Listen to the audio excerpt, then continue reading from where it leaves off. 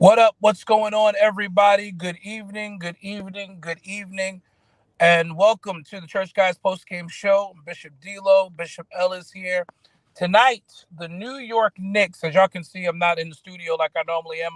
I'm road tripping this weekend. I'm down in uh, Tabor City, North Carolina. Got to do a funeral tomorrow. So, but tonight, the New York Knicks were dominant. The New York Knicks defense was dominant over an elite Eastern Conference team, a team with championship aspirations.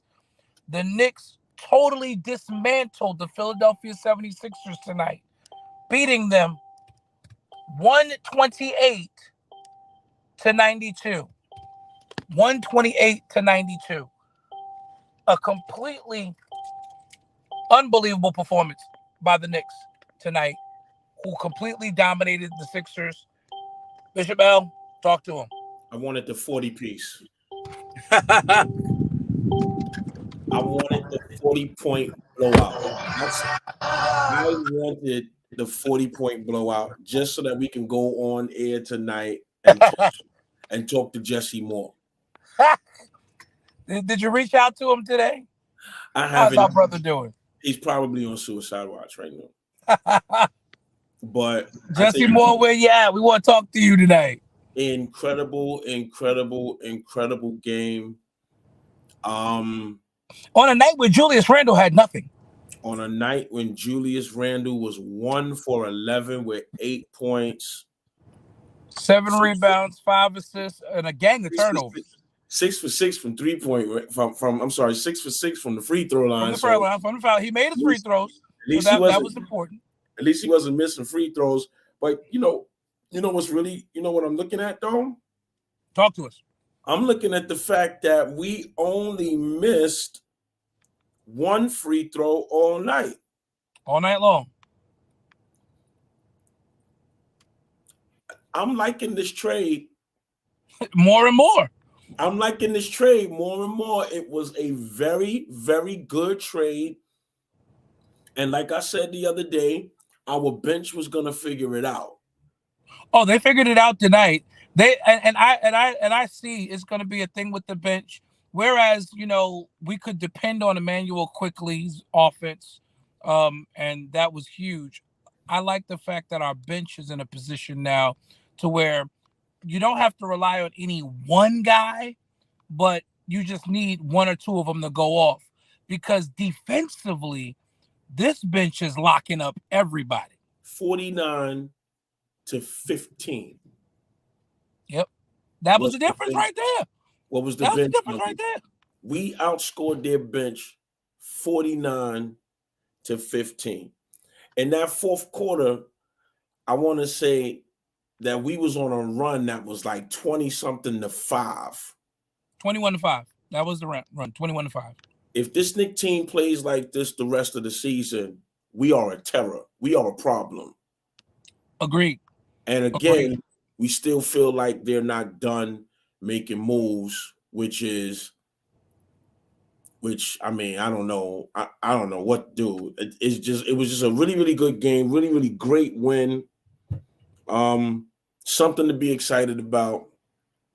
Yesterday was the anniversary of when I did that Brooklyn that Nets blasphemy. Did you see it? Did it come up on yours? No, it didn't come up on mine. The memory, yeah, I almost puked when I saw it. But I'm grateful to God that He has restored me. He's such a God that's full of grace. And He has not expelled me from the garden and put an angel at the gate with a revolving sword. Hey. Feel that thing right there. What an amazing game tonight. That's right, Ted. Smacked the 76ers tonight. What an amazing game tonight. I would love to Statement win tonight.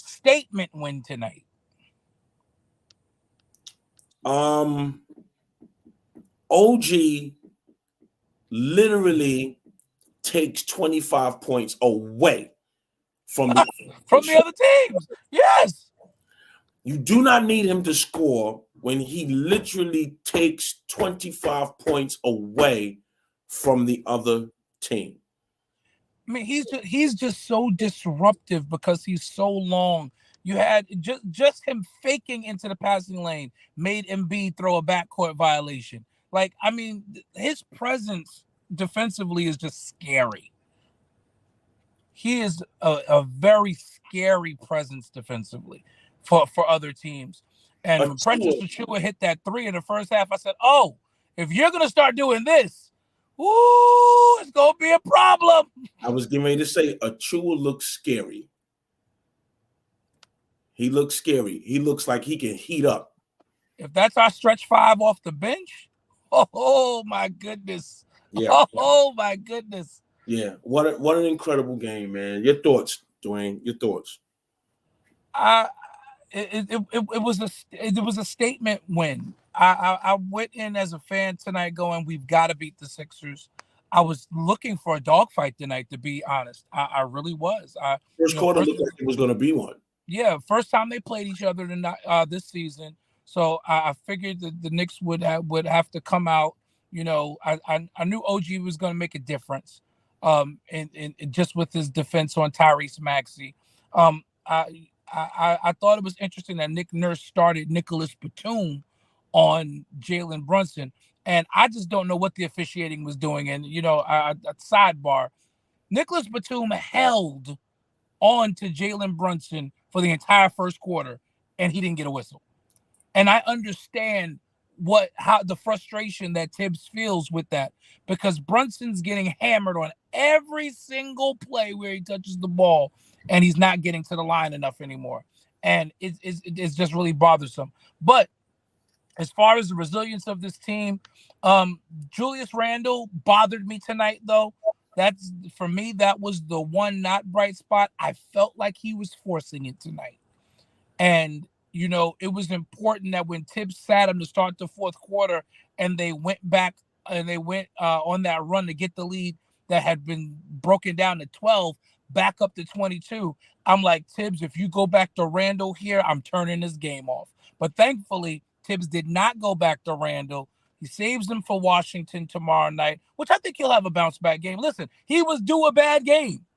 He was due a bad game. I'm not mad that he had a bad game. I'm upset that he was trying to force it in the midst of a bad game. You and I both know the shot isn't there. You do the other things. Do the other little things that are going to make your teammates around you better. It's what Brunson did when he was in his little mini slump last week. Yeah, Brunson started moving the basketball, taking charges, doing things on the defensive end, keeping the team together because the shot wasn't there. I didn't get that from Julius Randle tonight, and that's troubling for me. That is absolutely troubling for me. Yeah, Andy, if they continue to play like this, that was a championship caliber win tonight. Oh, and I'm not jumping out the window saying that. The way they played from beginning, this was their most complete game of the season. You're not jumping out the window, but this one right here, he just leaped out of the 30th floor. He just leaped out of the 30-store window. Come on, man. Like, come on. Don't do this to us tonight, man. It was a great win. Let's take it. No, that's why I said it was a championship caliber performance. They look like a legitimate contender tonight. Now, if they do this for the next 10 games, then we can start talking about them. Oh, the Knicks are a legit contender at that point. Gerard said McBride and Grimes were amazing tonight. Absolutely. We're going to get there. We're going to get there. Yeah, I was going to say, Jesse's here now. We played all. Yeah, you did. Oh, yeah. Come on in. Come on in. Let me send him the link. Send him the link. Bring Jesse in. Come on in, Jesse. Come on in. Let's see. Come on in. Big Perk said that tonight because I was watching the MSG broadcast. If the Knicks are on MSG and national, I watch our broadcast. I only watch the national broadcast if we're not on MSG.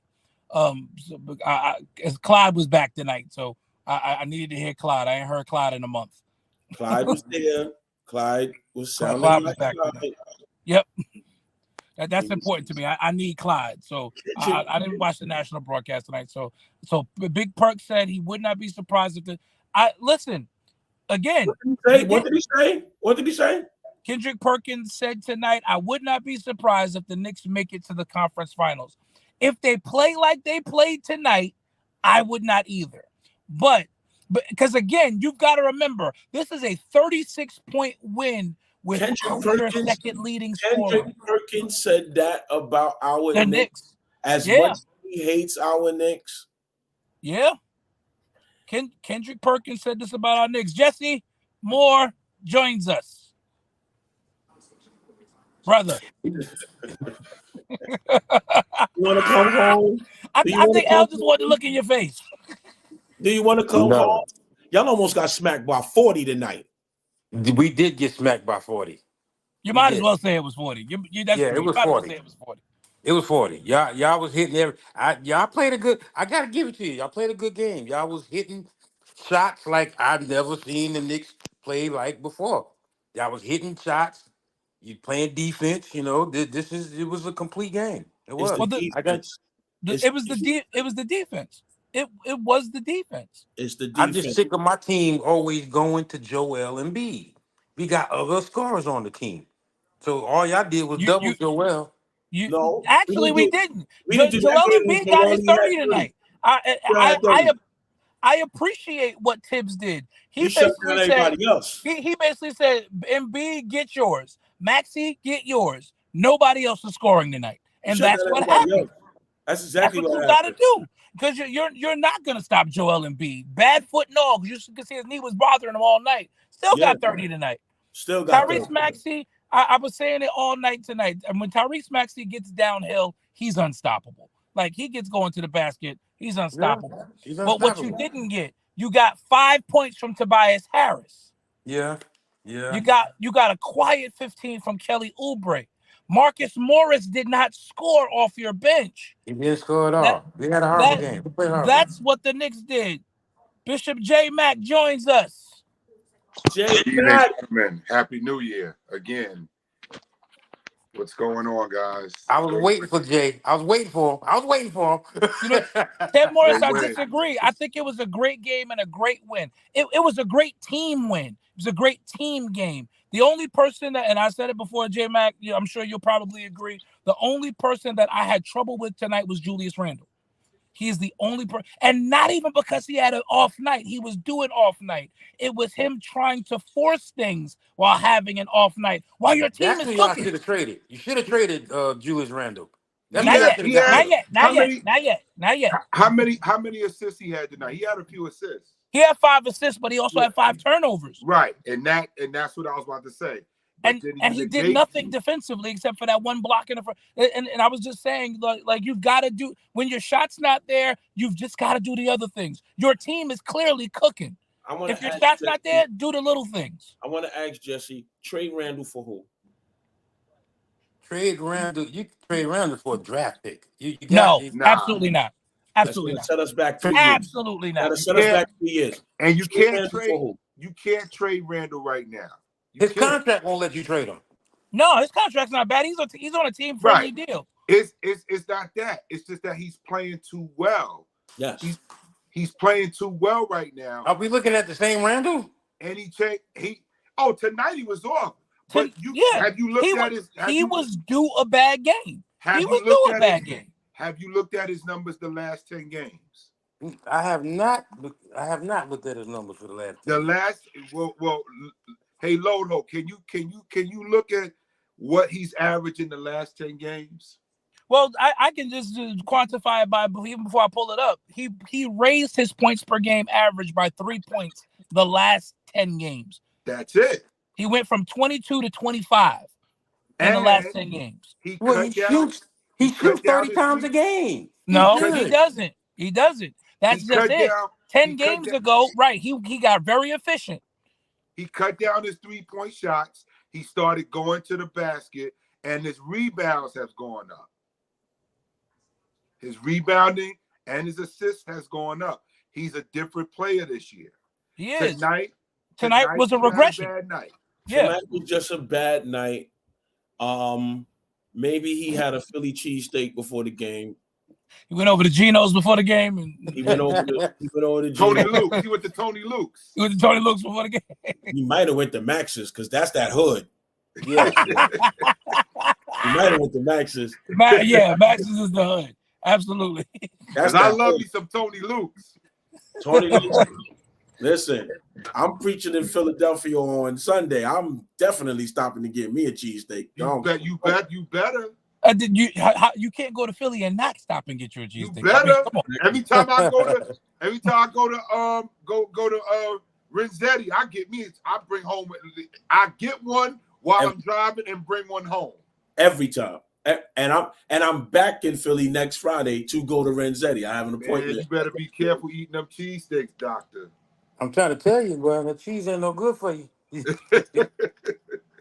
Well, but Randall tonight had an off night. I'll give him that. He's had a great stretch. I'm just upset that he forces it. That's what bothers me. That bothered me tonight. That absolutely bothered me tonight. Because your team is flowing, and you still trying to be the focal point. 35 against the Bulls. Right. He's been great.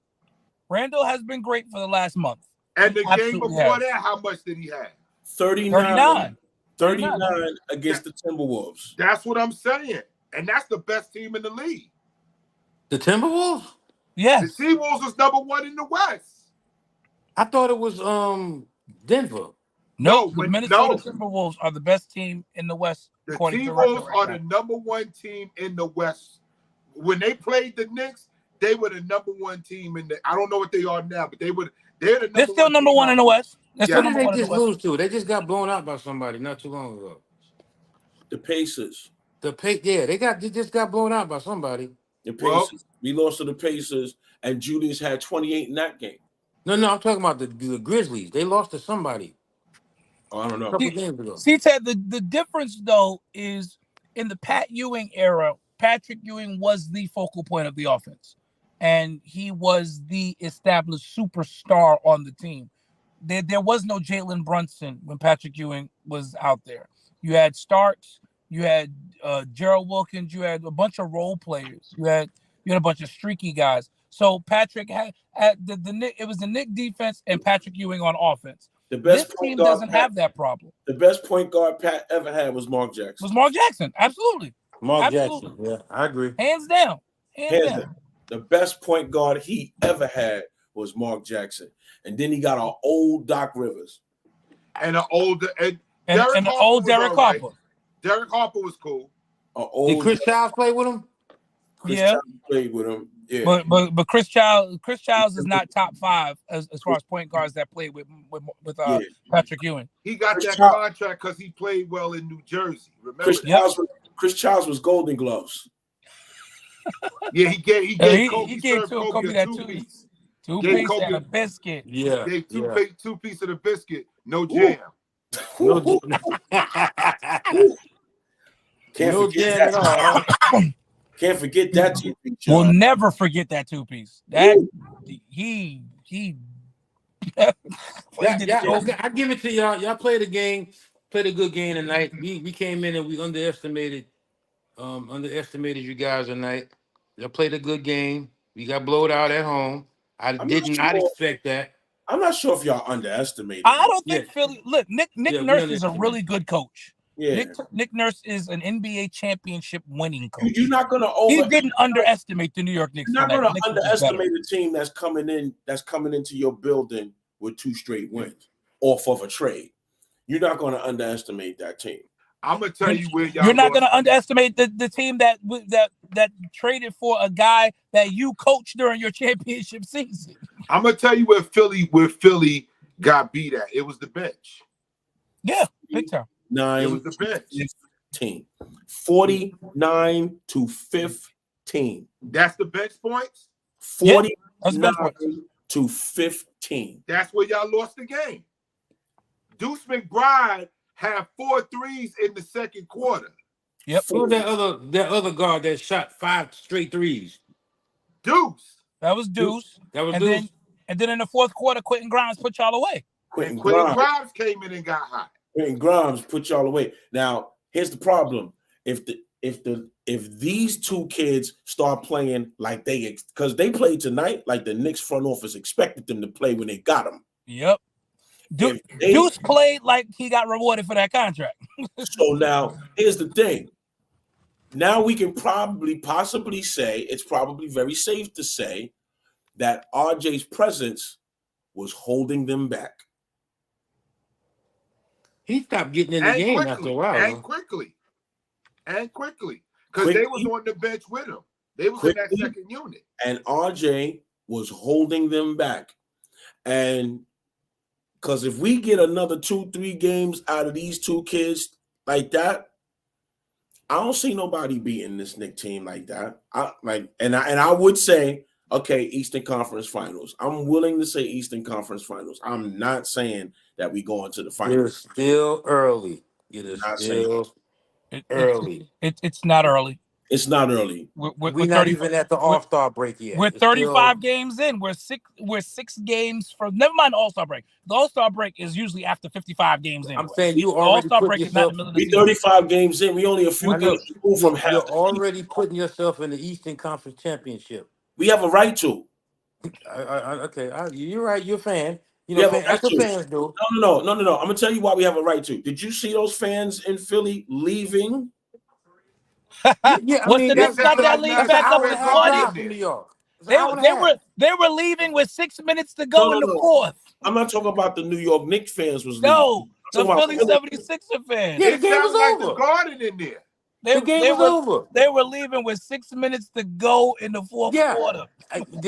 The game was over. I mean, there was more Knicks fans in there tonight than there was Philly. Yeah, they said they sold some of your Philly fans sold them tickets to Knicks fans. But I mean that's it around the league. I don't think that it's early. We got our 20th win tonight. We are halfway through the season. Because what's that? This is game what? 35. The halfway mark is the All-Star game, which is next in February. No, the halfway mark is 41 games. The halfway mark is 41. We 6 games removed from 41. 6 games from 41. So we're at 35 games in. The Knicks currently sit tied for 6th with the Cleveland Cavaliers, who just won't seem to go away, even though they're not good. But yeah, this looks like a team, and Miami just won't go anywhere. I just don't understand. But look, the Knicks were in what, 8th place the other night? Yep. The Knicks are now tied for 6th. And now we're tied for 6th. They're a half game out of 4th right now. The Eastern Conference is to be had right now. No. At least and you've got to remember, the Knicks are going to have more home games than road games in the second half of the season. We play Washington tomorrow. They're 6-28. We play Portland on the 9th. They're 9-24. Right. This is where the Knicks need to fatten up. Part of the schedule. Yep. They fatten up. The Knicks they actually navigated through the worst part of their schedule for the season. Yeah. The NBA front loaded the Knicks, and as much as I hate to say this, Tibbs navigated them through that rough stretch. They weathered that storm. And you had a situation where the Knicks played the toughest first third of the season of any team in the NBA. So much so they had to give the Knicks an extra home game and switch Detroit's home game for our home game. That's how bad it was. Because they ended up getting Milwaukee and Boston 5 times this year. Exactly. I think we should go to the Garden on the 20th, though. That's the Toronto game. I looked at that game, and I'm in town that weekend. I'm in town that week. I was looking up tickets the other night. I can't even front. The 20th of January? Yeah, because Quickly and RJ come in. Ooh. And it's at the Garden, so that's gonna be fun. Ooh, that's gonna be fun. They coming into the Garden to fight. They coming to fight. Yeah. You see you see Boston again. You definitely see Philly again. We don't see Boston again until late February. Yep. And you don't see Milwaukee again until March, I believe. Right. We don't see Philly again until March. We will see the Knicks again. Yeah, In Gerard, March. the Knicks can definitely get the 4, but after a win like tonight and a couple more wins like it, my sights are going to be a little higher. Yeah, I'm looking at the 3. As a matter of fact, we got 2 home games back to back against Philly in March, the 10th and the 12th. Yeah. You're losing one of those, guaranteed. Right, because Embiid's gonna put his team on his back one of those days. Absolutely. By then, we're Or gonna make the Embiid trade. might be hurt. Yep, We're he gonna make a did. trade by then.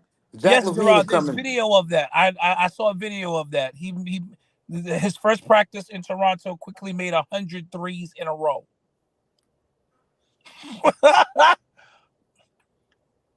Listen, the way Emmanuel quickly looks in Toronto right now, that boy's scary. And he's starting, right? Yeah. RJ too. Kudos to him. Like I listen to me. I want to see him succeed every day of the season. That's not January 20th. Man. January 20th, I need him to shoot 2 for 20. That kid is nice, man. That kid is nice. Like, I mean, he's nice. Yeah. We just could not. He didn't fit the system. Now, if Mark Jackson was the coach of this team, yo, Clarence, yo, Clarence Keaton, you stupid. Said Knicks won by 30 because I bet the Sixers money line tonight. You're welcome, fellas. Yo, Bucky, I can't take you. But thank you. I appreciate it. Thank you for betting the Sixers money line. right? Don't do that again. You jinxed us, man. Please. Don't bet no money line again. At least Embiid still got his streak of 30 and 10. Who cares about? He gonna get MVP again. That's a given. He's scoring 30 a night. That's what he do. He's putting up 50. We love these MVP awards with no championships. They're just wonderful. I was gonna say it don't matter how many MVPs he get if you don't win that chip in Philly. It don't matter. I mean, at the end of the day, we will see the Knicks again. How old is Embiid? Because he's not far from it's almost over. I mean, he's not that old. He's not that old. But age-wise, he's not. Body-wise, he's getting there. He's taking a lot of Knicks, and he was limping out there tonight. Oh yeah. Because he's still hurt. He hurt that ankle. The ankle still hurt. Joel Embiid is 29. 29 years old. He's not old. His body is in like basketball years, that's 47. His body like 34, 35, though, man. He don't play like it, Jay. His body don't play like he just get hurt a lot, because that's what I mean. But that's what I mean by that. He's injured a lot. He gets injured a lot, especially playoff time. For some reason, this guy get hurt every playoff. I don't know what it is. Because he's driving the ball down the lane. He's a point guard, shooting guard, center. If he would play his position, then he probably would not get hurt. And that's what Shaq tried to tell him. Shaq tried to tell him that. Be a dominant big. Yeah, be a dominant big. This dude bringing the ball up the court, catching it from the 3, driving down the lane, trying to dunk up in the air. He's falling on somebody's ankle. I mean, and that's what I'm talking about.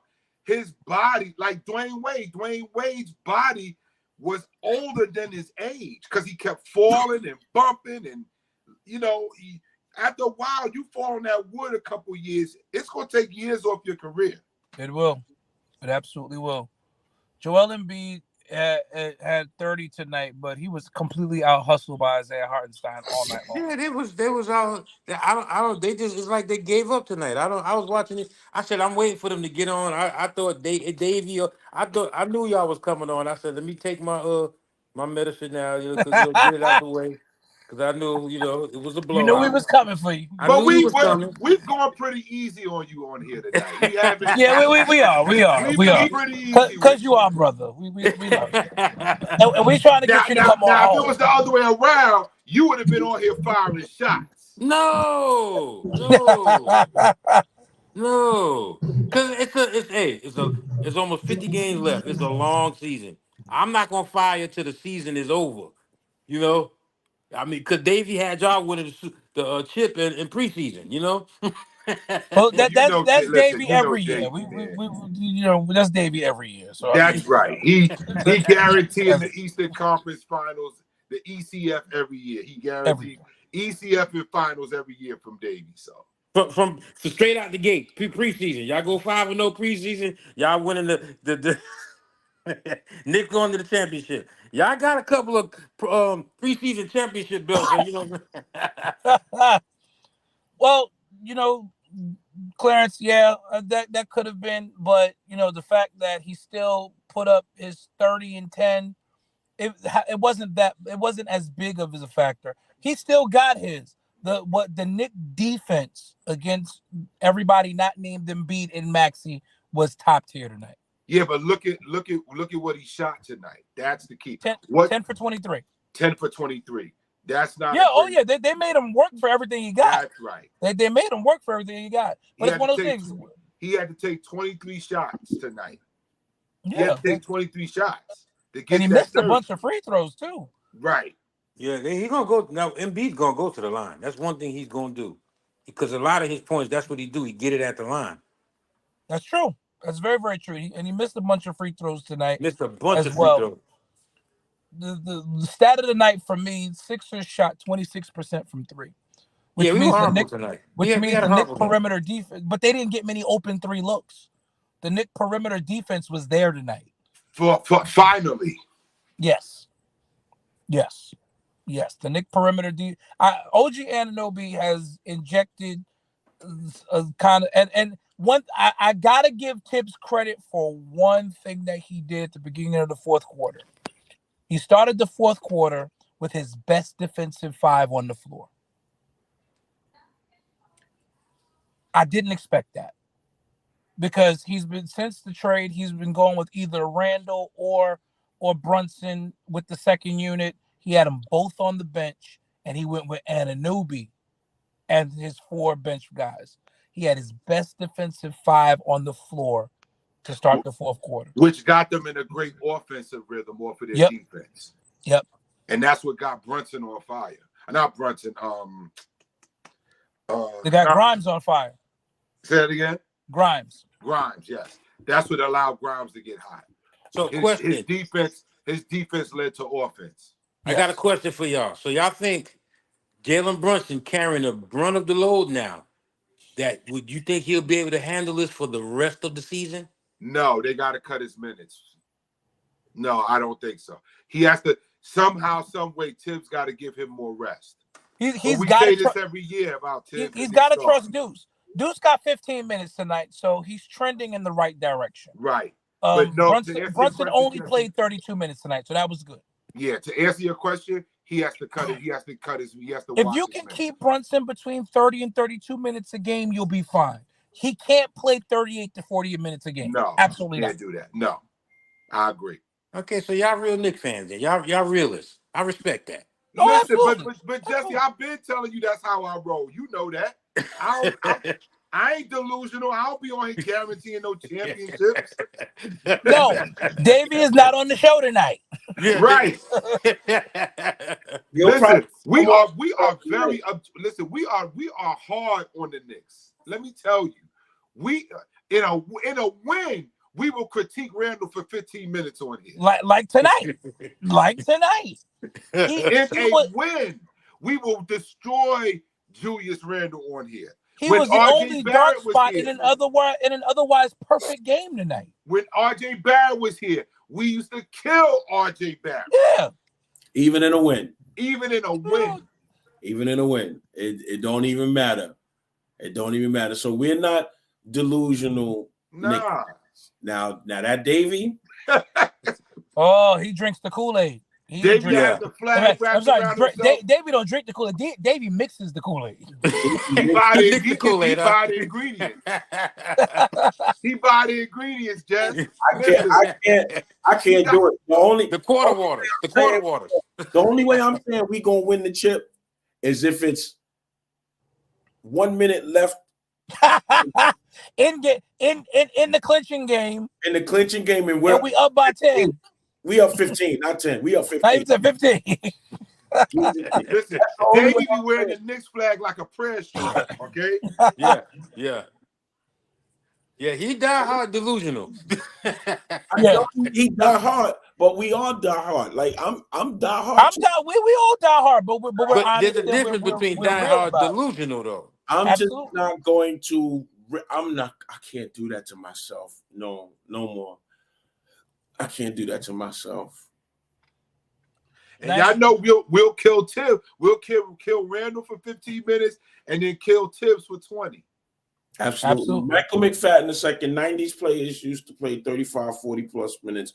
So why can't these players? Well, because they don't have the same conditioning and we don't have Pat Riley as the coach. Yeah, they don't. Yeah, that the conditioning is different, and it's a much faster game now, Michael. And with a lot more up and down. Different? Huh? Do you really think the conditioning is different now? Yes, absolutely. With a select few, with the select few players, like like your man's LeBron, who I believe could have played in the 90s with the way that his body is. I believe it too. I don't care what nobody says. I don't care what nobody says. You dropped LeBron in 1990. Man, please. Yeah. and not for nothing, bench play is a lot better as well than it was. Back in the 90s, Michael Jordan's minutes per game average for his career was 38.3 minutes per game, for instance. Put that in perspective. Back in the 90s, how many guys on the team, how many three-point shooters you had on the team? You might have had one good three-point one, maybe two. Now you got 3 and 4 guys in the starting lineup alone banging threes, and then you got 2 guys coming off the bench with 35, 37% from 3. Yeah. You didn't have that in the 90s. You didn't have people shooting like that in the 90s. It just wasn't. As good as Mitch Richmond was, he wasn't a volume three-point shooter. Not at all. Drexler wasn't a volume three-point shooter from the 3. It's just a different game. That pick and roll is king now. Donald Corey Ballard. I don't agree. I don't agree with that, man. And here's the reason why I don't agree with that statement that Donald just put up there. What did he say? I didn't see it. He said LeBron is not tough enough to handle 90s basketball. That's not true. Let me get him, Jay. Here's the proof. Go get him, L. The reason he got drafted is because he was wiping the floor with Cleveland Cavalier players in high school in the 90s. He was a high school boy. The reason why they were making a big deal out of LeBron is because he was at Cleveland Cavalier practices going crazy. He's going based on the fact that he flops. But you got to understand, flopping, he's not the only one that flops. That's the culture of the NBA. That's why they had to put this flopping technical garbage in. They was flopping in the 90s. Reggie Miller was the biggest flopper. Running through them screens. Running through 9,000 screens. Yep. Every play. Mike McFadden said, with technical advances, why can't they do it? They can't do it because of the reason, for that very reason. With the technological advances, they're trying to prolong players' careers now. So playing a guy 38, 40 minutes a game doesn't work. This is why LeBron lasted 20 years. This is why you have guys now that can play 15, 20 years. Yes, they take care of their bodies a lot differently.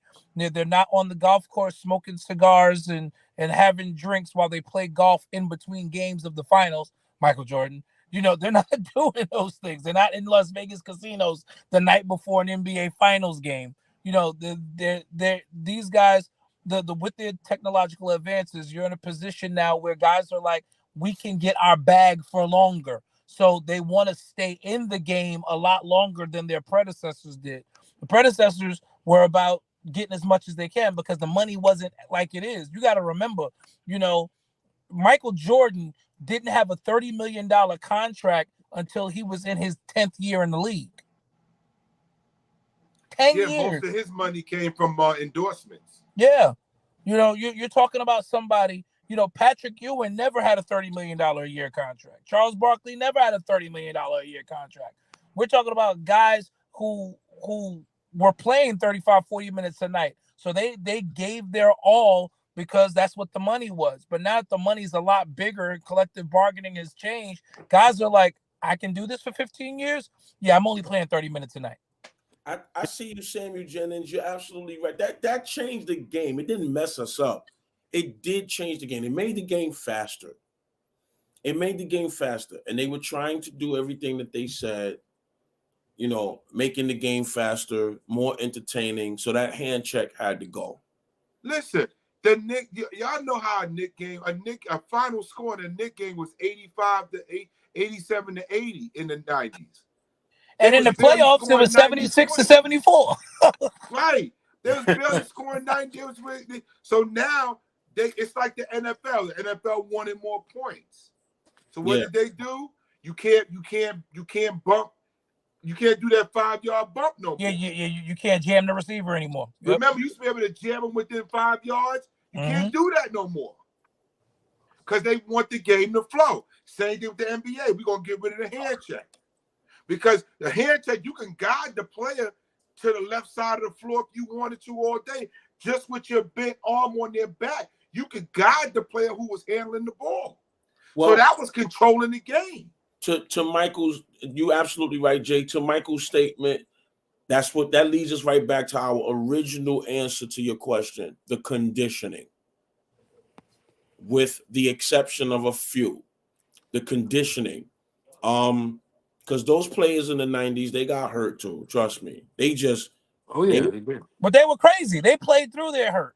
They was crazy. We're talking about a Michael Jordan whose wife called before an NBA Finals game and pleaded with him not to play that night. Yeah. And he still went out there and got 35. I mean, Pat Ewing was playing with that wrist still broke. Patrick Ewing was playing with no cartilage in his knees. Now, of course, you're not going to get 20-something years out of those guys because those guys are warriors. And they played all 82 games. This generation, the stars don't play all 82. They're not going to play. You look at how many years Jordan played all 80, 82, 81, 80 games. Yeah. These guys don't even come close to that. Different era. Yeah. Business is picking up. David Wright joins the broadcast. Whoa! Listen. We talking about you, brother-in-law. You can talk. Yeah, and we ain't. You a Cowboy fan? I don't know why you on here, Jesse Moore. Jesse Moore. Yeah, you take the 76er and Cowboy shots. Okay. Hey, we about to be the second seed. Why you talking though? You might. But did y'all see my Knicks tonight? No. Here we go. Wait. Please. Let me ask him this question. Go ahead, Jay. Davey? I'm here. What do you think about Anunoby now? He's the second coming of Kawhi Leonard. Oh my God. And I knew. Wow. He's the second coming of Kawhi Leonard. Wow. I heard Nick Nurse said he's the best defensive player he's ever had, and he had Kawhi Leonard. Now that's true. He did. That is true. He did say that. That is absolutely true. How do you like the spacing on the floor now with Anunoby out there in the starting lineup? It's amazing. RJ Barrett is out the way. He's been in the way for years. He's standing in the way of sinners. So he's out the way. They won, Jason. Give Jason the score. They beat us by 30, Jason. 40. No, by 36. 40. I thought you didn't watch the game, brother. Round it off to the nearest 10th, and it's 40-point loss. But Donald Corey Ballard said we needed James Harden tonight. No, we did not. Well, James Harden is please. working The that Clippers Philly is uniform. so much better without that dude. We are They so much they better. are light years I'm better gonna than tell you. I'm gonna tell you who Philly needed tonight. You ready? They needed Jalen Brunson. Yeah. See that? Joel Embiid had 30 and 10 tonight in a losing effort, Jason. Right, Mike. Always round up. Round up. Listen, That 30 and 10 didn't mean nothing. but And that's what did we you was see talking about. McBride off the bench? McBride, I don't know, Emmanuel who? Emmanuel who? Wait. One game, Dave. One. Davey. Wait a minute. One I need a game. larger body of work. No. But This is not I'm one very game. happy with what I saw This tonight. is not one game, Jesse. This is 3 games into the trade. I'm talking. We're talking about McBride. He talking about McBride. This is one game. McBride has all of this potential. This is not a game that he Okay, has. give him more time. Give him more time. No, This That's is my one game. thing. Tibbs has got to leave him on the floor. Hold on. Let me Tibbs say can't this. yank him I'm a early. baller. I am a baller. Come Tell on, him, Butler. you know we started basketball in New York. So I mean, come on now. McBride is a baller. If he is on Yes. that court, he's going to give you exactly what he gave you tonight. Yeah. He's got to get the minutes. If McBride is on that court, he's going to give you exactly what he gave you tonight. There's no, first of all, they're not even game planning for him. So they're leaving him wide open. Tim said nobody don't even know how good offensively he is. That he's better than what people think. Absolutely. We know he's a defensive player, but they seeing stuff in practice that we ain't seeing. I watched him the last 2 years in the G League. I watched him dominate the G League the last 2 years. Wait a minute, y'all. Hold on. Wait a minute. Jason talking about you ain't no baller. Your knees are shot. Jason, you can't even dribble. Jason, I've seen you play basketball. Play me one-on-one, and he's afraid. Davey, don't do it. Don't do it. You see, I didn't respond. I'm not even. They don't know. We started basketball and right there, Putnam Avenue. He don't know. No, I'm not even talking to Jason about that. I'll go get him a pair of drumsticks. Jason can't dribble the ball, let alone shoot. I'm not playing. Let alone shoot the ball. Wait a minute, Jason. Hold on, brother. I'm not playing with him. Not at all. Oh, Jesse. Listen. I'm They 50, call me Reggie Miller. I will give him work, and I'm 50. I'm not even worried. Let's go back to talking about the game. Come on. Y'all let him do this to y'all. Miles McBride needs y'all let Jason do this to y'all every single time. That's why I sit here laughing. He gets y'all every time. I'm cool with it because Jason brings comedy to the show. I'm here for it. But Miles McBride needs the minutes. He has dominated the G League the last 2 years. We know he has an offensive bag. Tibbs got to let him play. Gotta let him play. But Tibbs knows he has it. But that's the thing. He knows it. But the dude started out 4 out of 4 from 3, and he was sitting on the bench while Randall was jacking up shots. Right. Take the dude out of the game. I was yelling at my iPad watching this game going, get Randall out of this game. Me and you was going at it in the chat saying, what's going on? I don't. We talk about this coach every night too. I'm sick and tired of him. I'm sick and tired of this coach. We gonna have a team and the coach ain't gonna be able to. The coach don't know how to do nothing with the players we got. Spell my name right. And Anunoby, he's not using them like he should yet. I'm waiting because he just got here. Yeah, but Anunoby needs to get more touches too. Absolutely. You know, we saw tonight. You know, there was still some. You know, there's still some kinks to work out with Anunoby as far as cuts and spacing. A couple of times that he cut to the basket and passes were behind him. So they're looking for him. He just has to find out where he needs to be on the court in certain situations. Oh boy, well that means he gotta get coached by the coach. Oh boy. And we already said this guy don't practice offense with the team. He absolutely does not. It's horrible. They don't run suicides. That's what I'm saying. I know they don't run suicides. I could tell they don't run suicides. They be breathing hard third time up the court.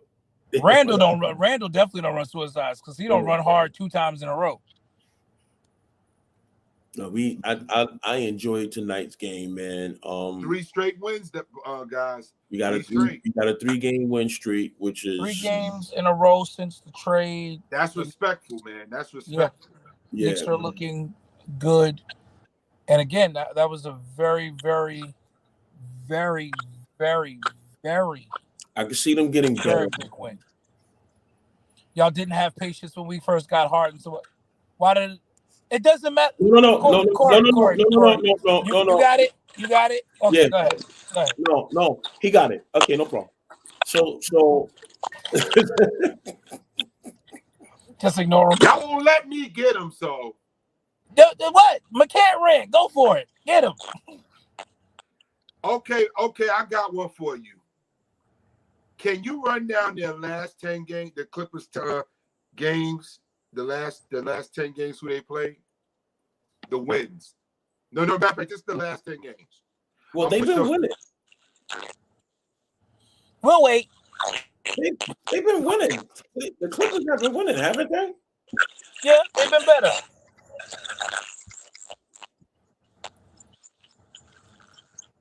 The Clippers have definitely been better. I can't hear him. Can you hear him? Can you hear him? Yeah. Yeah, the Clippers have definitely been better.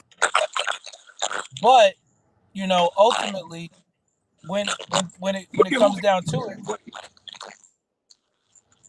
I think there's a feedback somewhere. Yeah, I'm trying to find it. Yeah, I did. There's a feedback. Yeah, I'm trying to find it. Give me a second.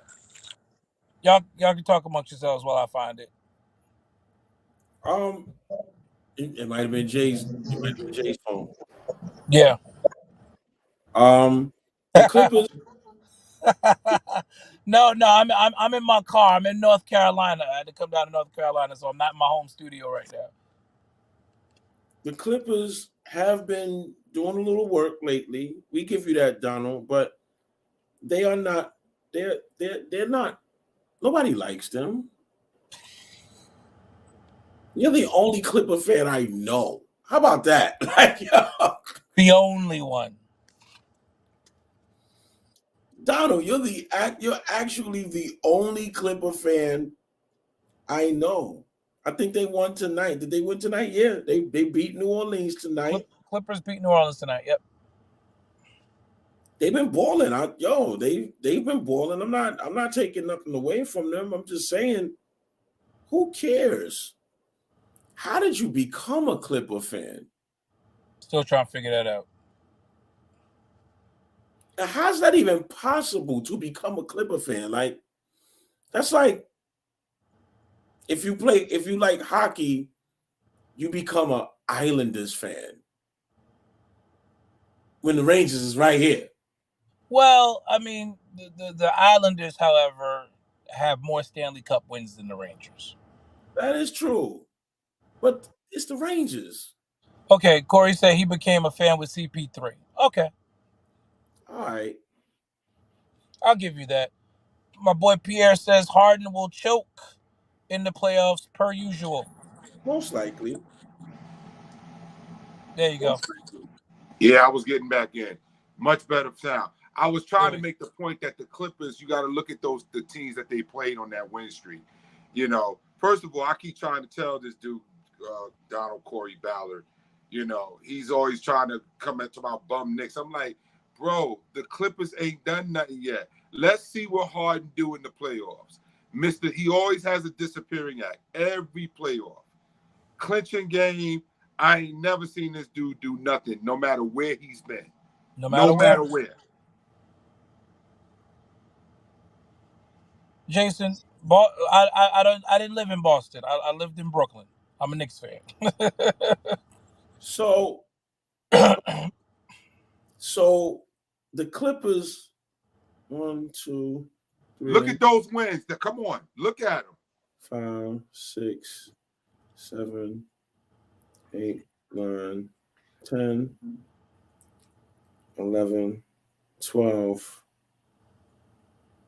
13, 14, 15. They can't beat good teams. They won 15 out of the last 16 games, though, bro. I mean, like 15 out of 16 is big. It will. But bro, we've been Knicks fans for how long, and we've seen the Knicks go on runs like that. It don't mean nothing unless you do something in the playoffs. And they're gonna always be the stepchildren in LA. They need to just go ahead and go to Las Vegas already. You're right. I mean, but 15 Las Vegas gonna get their own team. 15 out of the last 16 games is. Oh, that's definitely something. It absolutely. And what place are they in out west? 4th. After all of that. 4th. They're in the 4th place. Yep. 4th. And mind you, they've won 17 out of the last 20. We've never seen a Clippers championship either, though, Corey. And that's what I keep telling this guy, but he don't never want to say. He don't ever say, "Yeah, you right, Doc." He don't never say that. That's why he has no credibility with me. The Clippers only became a playoff team in the mid-2000s. Because before that, they were the laughing stock of the NBA. Come on, when Danny Manning was your franchise leader. I mean, now to playoff P. I'm like Barkley. Playoff P. Let's see you. You call yourself playoff P. What's your record? Talking about PG. He calls himself playoff P. What does it mean? Playoff, I got to take a P? Come on. Playoff P. What has playoff P done? I'm tired of hearing about what the Clippers are going to do. I'm tired of it. Just like you tired of hearing about what the Knicks going to do, we tired of hearing about this LA Clipper team. And please don't type up there about their injuries, because injuries are part of the game. Randall played on a bum ankle last year in the playoffs, and none of us said nothing. We took the loss like a champ. And he had off-season ankle surgery. So don't come in with these injuries. I don't want to hear it. They knew what they got when they signed him. I don't want to hear it. I don't want to hear it. We're tired of excuses. Go ahead and win the chip for LA. That's all we want to hear. Stop making excuses. And until you can admit your teams are bums just like the Knicks, stop coming on here.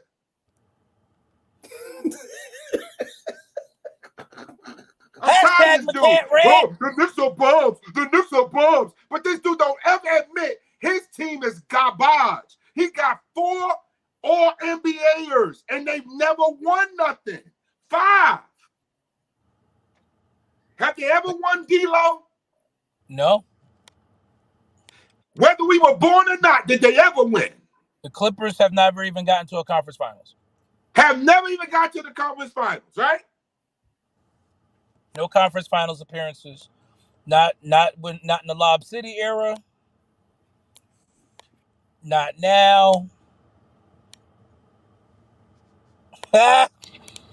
I want to see you beat Denver 4 times. That's what I want to see. Oh, that's not going to happen. I want to see you beat Denver in a 7-game series 4 times. That's what I want to see. 4.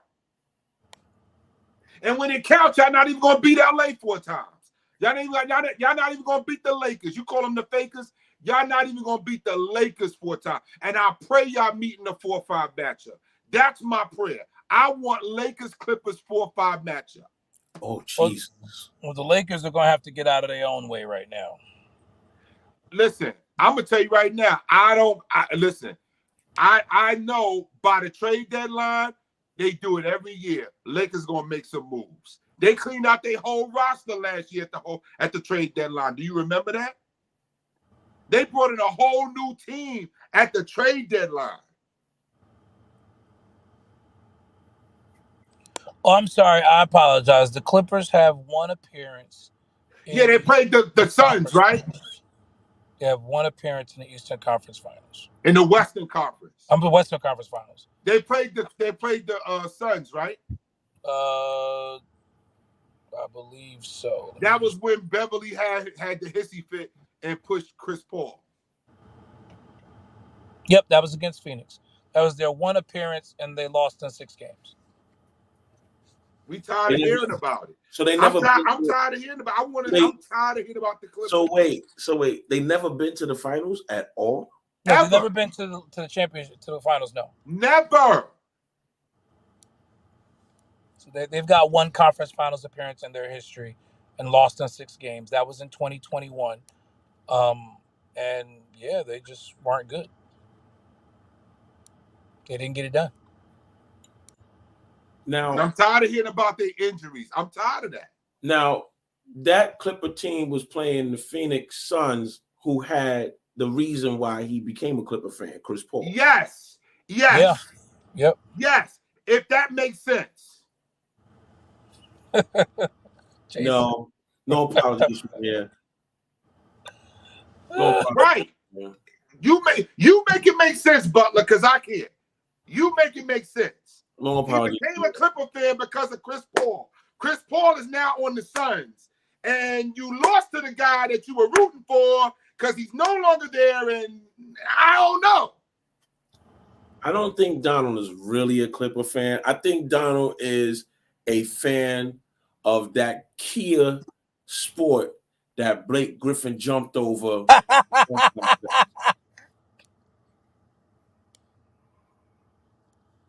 Clippers, A.B. Rice is Donald Sterling. Wow. Facts. Oh, man. You're the fan of a team that had a prejudiced owner. It was a racist owner over there. This is true. Donald Corey Ballard. Go plug your bass in and play. A racist owner who liked the company of transsexuals. Yes. He has some freak in them. The Clippers. the paper clips. The paper clips. So, no, Jason. Jim Dolan is not a racist. Jim Dolan is a classist. There's a difference. He's a classist. He's not a racist. He's absolutely a classist. But Dolan is not a racist. No. I think Phil Jackson is a racist. Phil Jackson, I believe, is a racist. He said, I'm retired from that. So. Yeah. Dolan is he's a capitalist. Yeah. He want to be around people that got money. Yeah. Basically. Yeah, he got no money beneath him. It's hard to be. Yeah, you know what though? I don't know. The Spike Lee thing. I don't put on Dolan. It's on the people that work for him for that situation. It's on the people that work for him. And here's the thing about I put the Charles Oakley thing on Dolan, but yeah. I don't put the Spike Lee thing on Dolan. That's on the people who work for him at the Garden. So here's they screwed that up badly. Hey, they didn't even know who Patrick Ewing was. So what does that tell you? That was young kids. Those are young kids working at the ticket. Like, those are young kids working there, man. Yeah. Come on, yo. Like, if I put a young kid that was born in 2000, what's this? We in 2024. If I put a kid that was born in 2004 working at the Garden, you think he gonna know who Patrick Ewing is? Okay. So Jason says Spike Lee got money. Charles Oakley got money. Spike Lee has money. Absolutely true. Spike Lee is also a fan. And again, I don't put that on Dolan. The Charles Oakley situation, yes, Charles Oakley made millions of dollars being paid by James Dolan. James Dolan will always see Charles Oakley as an employee. That has nothing to do with how much money you make. It's classist. It's like the joke that Chris Rock made many years ago, that if Bill Gates woke up with Shaquille O'Neal's money, he slit his wrist. It's classism. Yeah, but right. He says Shaq is rich, but Gates is wealthy. Yeah, Gates is wealthy. I got a question, because we've never really heard the real the whole story of the Charles Oakley piece. I don't know if we've ever really heard the whole story. I know we've heard Charles Oakley ranting and raving about. First of all, y'all know Charles Oakley had a beef with the Garden from when he got traded. Yep. He been hating the Garden from the moment he got traded. From the Well, moment they traded him to Toronto. I would be mad too. I mean, But before Toronto got good, right? yeah, but I mean, like he had an issue from then. He also had issues with Pat Ewing. His issues with Pat Ewing was during that whole lockout piece. Pat Ewing was the player representative. He was Yep. the He was the he had president. like Charles Oakley. Charles Oakley is he don't play like Jordan, but he got a head game like Jordan. Like his mindset is like, yo, who cares about what anybody else feels, especially when you feel like you're best friends with Mike. They didn't get the whole story, yo. We didn't get the whole story. The Garden never talked about the whole situation with Oakley, other than the fact that he was very aggressive in the stands. Well, they got And he was a video of inebriated, him and they pushing said he the was drunk. guard.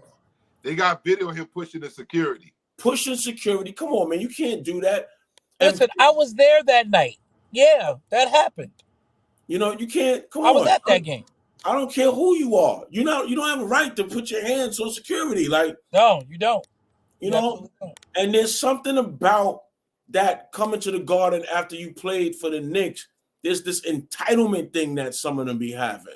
Now, the thing with Spike Lee, diehard fan. I appreciate his fandom. He is incredible with it, right?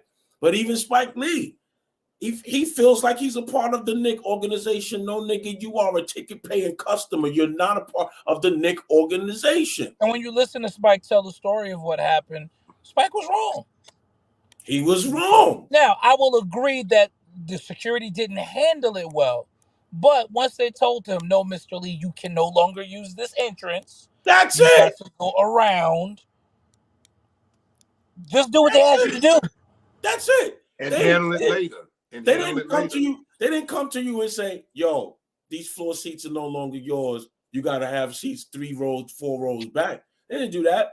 They said, you still got your floor seats, which are $2,500 a game. A game. Maybe more. Floor seats. And we're asking you, can you go to that seat another way?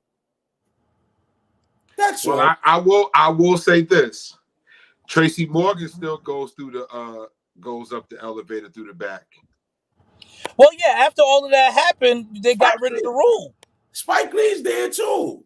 And Spike is probably going that way as well. They got rid of the rule because Spike made a big deal about it. Yeah, but if Dolan wants to change this the way security flows in it, he owns the Garden. He owns it. He owns it. And I'm not even sure if it's Dolan, because it could very well be security.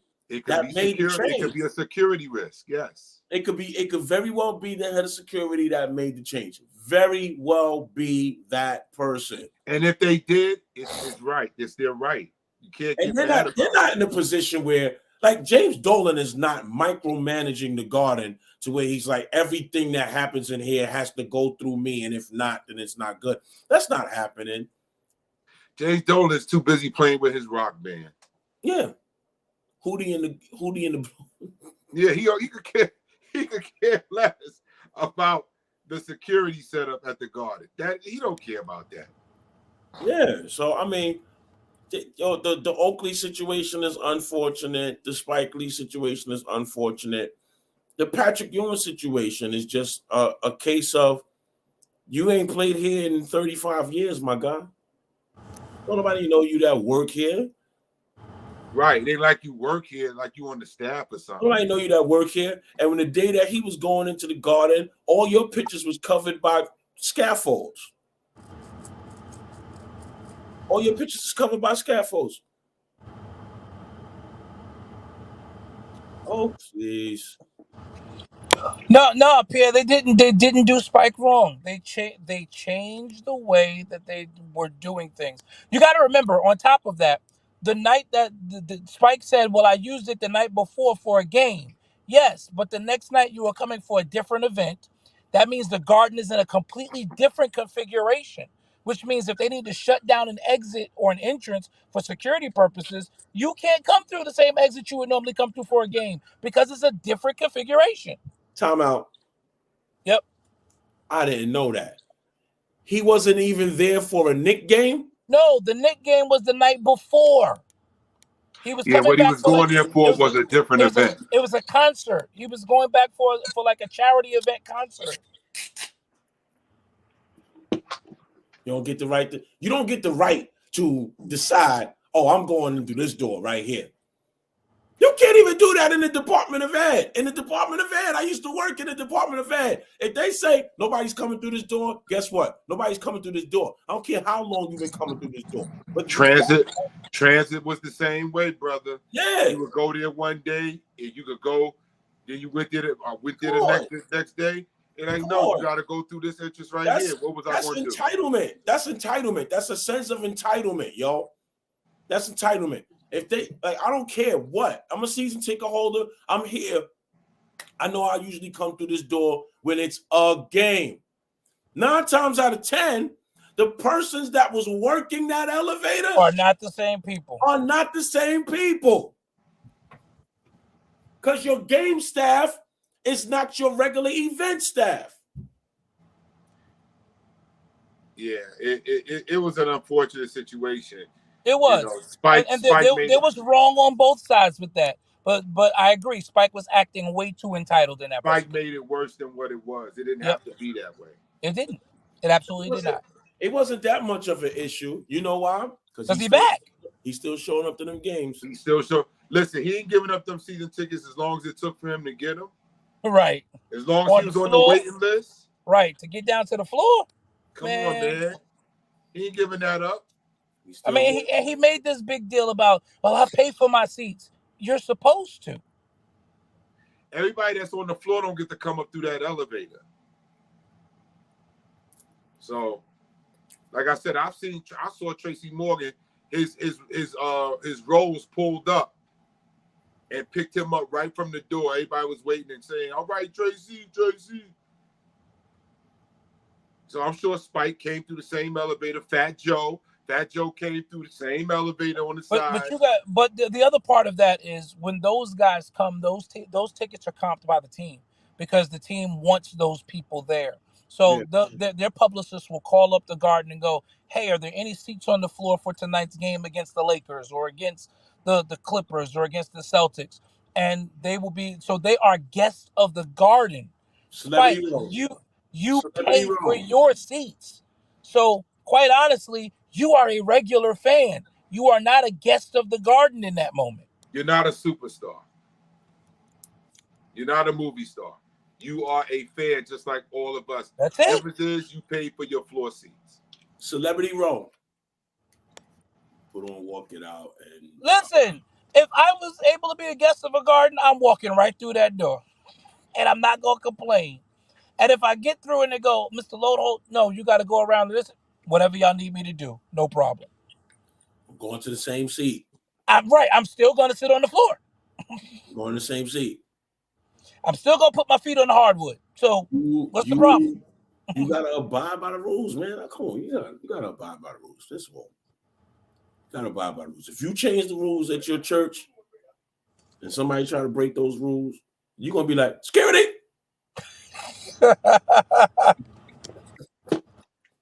But it's very true. It's very, very true. It was very unfortunate. And, and yes, he is an Oscar-winning director. He is well known. Listen, Pierre, I do agree in some cases, shade of skin does absolutely matter. And it might have mattered to whoever was working that elevator, but I don't believe it mattered to James Dolan. Right. And that's why I can't put that on Dolan. And I agree with what J Mac said. If you're Spike, oh, okay, I'll go around. And then you make a phone call the next day. Handle it later. That's all. Why you got to make a scene? Hey, Mr. Dolan, I came for the event last night and they didn't let me come through the regular way. Oh, Spike, well, this is why we did it. And there could have been a conversation. And to Dolan's credit, when it did happen, he did say, "I want to talk to Spike." He did say that. He did say that because your man Spike was out there being Mookie from Do the Right Thing. Radio. He was in there being Mookie from Do the Right Thing. Throwing that garbage can through the As they daggone said, window again. you can't come through this elevator. He was like, what? Why ain't no black people on this wall? He attempted to, but Spike declined the meeting. Spike was acting Brooklyn. Spike was being Brooklyn. Brooklyn entitlement. He like, yo, I'm from Brooklyn. I'm Spike Lee. I've been here every game since the finger roll. You're right, McFadden. He went on. He didn't even give Dolan a chance. He went on first take and talked to Stephen A. first. The wrong person to talk to. I'm starting to lose respect for Stephen A. Smith. Oh, I don't want to hear nothing Stephen A. got to say right now. Did you hear what he said the other day? That he's more popular than some of the players on the Knicks. I want him to go. It's time. Stephen A. He's drinking his own Kool-Aid now too. It's time to send him back to Fox. Well, he's getting ready to go back because he's looking for this multi-year deal, and I don't think ESPN is going to give him what he's looking for. ESPN ain't paying nobody right now. You see what they laid off Jeff Van Gundy and Mark Jackson so that they can eventually pay Stephen A. Because Stephen A. is the top rating personality on that whole camp. Nobody's getting more ratings than Stephen A. I think the plan is to replace Stephen A. with Shannon, but you ain't hear that from me. That's what I believe. I think that's why they brought Shannon up in that piece. Doubt it. It will. Nobody's gonna want to watch it. Nobody wants to watch Shannon. I don't want to watch. I like Shannon's show. I like the Shay Shay Club. I like that. Oh, that was good. Yeah. Yo, Cat Williams. Oh my goodness. Totally not sports related, but totally not. Cat was I finished it today on my way to North Carolina, and I was like, "Oh my goodness!" Some of the receipts came up on the good social media today. Sure enough, the receipts are there. A couple of receipts showed up today, and Ice Cube did his own joint. I just finished watching that earlier. What did Cube say? What did Cube say? Cube said it's all accurate. Whoa! Well, I mean, that's the gist of what he said, but he was very diplomatic because, Cube ain't trying to hurt nobody's feelings. But he's like, Ricky Smiley did audition for Money Mike. He said when movies like that, we have guys audition for many different roles. It just turns out we thought he would be better for the Santa Claus role. Ricky Smiley did one yesterday, too. Ricky Smiley said that, though. Yeah, he admitted it. But that's not what he originally said on Club Shay Shay, which is the problem. Right. And that's where the problem came in. He didn't say that at Club Shay Shay. Nah, Pierre, I disagree totally. I don't think Cat came off as bitter at all. I liken it because, Pierre, I know you're a big Knicks fan. I liken it to where Mark Jackson is right now with people trying to slander his name. It gets to a point where it gets to be too much, and now you've got to start addressing stuff. Because when you quiet for that long, a narrative gets painted about you, and now you've got to now defend yourself. And yeah, to some people it's gonna come off as bitterness, but like with this case, if you got the receipts. Like some of the stuff he said he embellished, but they said about 90% of that stuff It was accurate, yeah. It was accurate, yeah. Don't get me wrong. You had to weed through what was him being a comedian. And what he was actually saying that was, nah, this is what really happened. What they said out there was not the truth. This is what is the real. Somebody put up. Remember that part on the interview where he talked about that the championship in Detroit. Somebody put the clip up today. Mm-hmm. Somebody put the clip up, and yes, he went for Steve Harvey's man wig. Yes, he did. Yeah, everything he said. Yo, he. Yeah. He went for the man. Yo, He went for the Manny wig. He went for the Manny. The way he roasted Steve Harvey in that joint, my man said, "Oh I ran Steve Harvey out of you didn't see it, Butler? You didn't see it? See what? The video we talking about the clip from the championship of comedy that in him and Steve Detroit. Harvey was in Detroit. Him and Steve Harvey was doing a one-on-one for the championship of comedy. I didn't see that. Yo, Oh Cat my gosh. destroyed Steve Harvey, yo. Oh my God. And I would tell you, Cat Williams didn't do it no justice when he spoke. Right. You go see that. You gotta watch the video. Oh. So wait. So Cat Somebody found a video. Somebody found a clip of the championship of comedy in Detroit. Somebody had a clip and put it up. And you know, Jason, you make a great point here. Like the points he made about gatekeepers in Hollywood, we're not stupid because let's be real. Oh boy, I'm about to go someplace and we're gonna get in trouble. In any place where there's any kind of prominence, I'm not gonna say nobody's name. I'm just making a general point. If you do anything that puts you in the public eye, there are going to be gatekeepers. I don't care if you're an actor, a comic, a preacher. I don't care. There are gatekeepers. Whether we want to acknowledge it or admit it or not, in our called profession, there are well, let's be honest, there are gatekeepers. So I'm not mad at him saying that because it is the truth. Now, how we handle it may be a lot different than the way he handled it, but there was a lot of truth to what he said, especially the pieces about people being gatekeepers and what you have to do or the types of things. God forbid we ever have to go to any of the extremes that he talked about, but the types of things that you have to do in order to get that next place or to get to the place where you probably rightfully belong. Unfortunately. Can I say something? Of course. Anytime you have a platform where you are... Jason, don't you do it. Jason, don't you do it. Anytime you have a platform where you are successful and you have the ability or wherewithal to share that platform with someone that you can trust to handle that platform, and you choose not to because you intend to keep that platform for yourself or keep it for someone who may have your last name, you are a gatekeeper. Yes.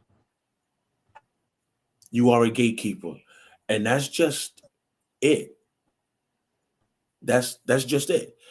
There are gatekeepers in the episcopacy, in sports, in comedy, in Hollywood. There are gatekeepers. In the NYPD, in corrections. In politics. In politics, the Kennedy family. Come on. That's the ultimate gate. How long the Kennedys been in politics? Yeah. You're a gatekeeper. And if there's no way in the world I could sign a deal with a major record label and I got Jay Hen and I don't try to bring him in the gate with me. It's impossible for me to even think that way. If I sign a deal with a major record label and they be like, yo, you know anybody else? A gatekeeper gonna be like, I know people, but let's see. Let me get mine first. Nah, I'm going to get Jay. And if you look back at that interview that what's the name did a couple years ago, where he was talking about he brought people in with him, that he used his platform. Kevin Hart, he was on the Breakfast Club. He talked about how he used his platform to bring all his people up with him.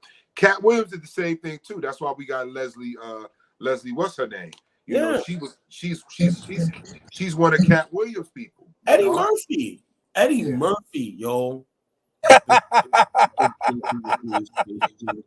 Nah, that's not true. Eddie Murphy. What did he say? I didn't get a chance to read that. He said, "I'm a gatekeeper in Christian hip hop." Christian hip hop. My album.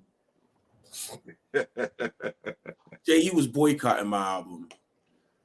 Let's not even get into the reason why. Stop it. Jay was boycotting my album. It was too. He considers Family Dynamic my LL Cool J Walking with the Panther album, the Sellout album,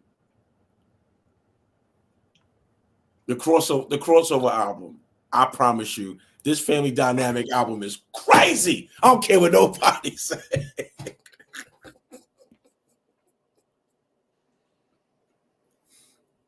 It's crazy.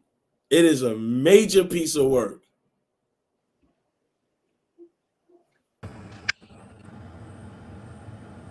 So, you know, we made this turn, but we made this turn. But I think this is a good conversation. I was gonna say, but conversation to have. It's something we need to have because this was major news yesterday. It was absolutely. You know, and I don't think Cat was bitter. I just think Cat wanted to set the record straight. Like, listen, I agree. I know some stuff, you know, like I said, but you had to weed, you know, he was being comical too. So you had to understand some of that stuff was tongue in cheek. Yeah. But most of it, he was right on the money. I will tell the Ricky Smiley piece and the stuff about Sed and Steve Harvey, he was He was setting records straight. Came out with a video. Ludacris responded. Yeah, I saw that. He responded with a freestyle. He responded with a freestyle. That was innovative. I was like, okay. It was all right. I was like, Luda, I've heard you do better, but okay. I've heard Luda do better. Well, I mean, Pierre, what makes you? Let me ask you this, Pierre. Maybe we'll give you a minute to try to respond. Why do you think that setting the record straight is fine, but why do you think that Cat went overboard with telling his truth? I mean, we talking about Cat Williams here. Right. Let's keep that in mind. Comedic genius. We talking about Cat Williams. And Cat Williams ain't never been cool when he talk.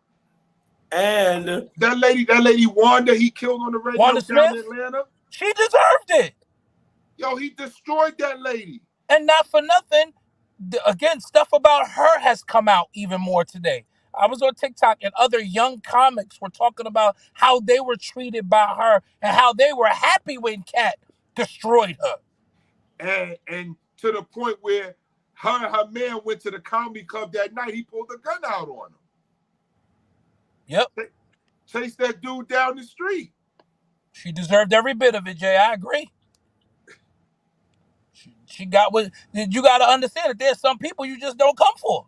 That's Cat Williams, man. What do we expect? We expecting a closing argument? He's not a lawyer. Nope. He's a comedian. What do you think is gonna happen with this guy?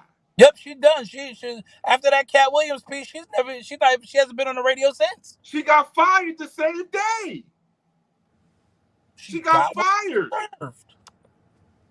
You can't treat people like that and expect and to keep the job. Again, bro, that's Cat Williams. What do you think? Listen, a scalpel in my hand is different than a scalpel in a surgeon's hand.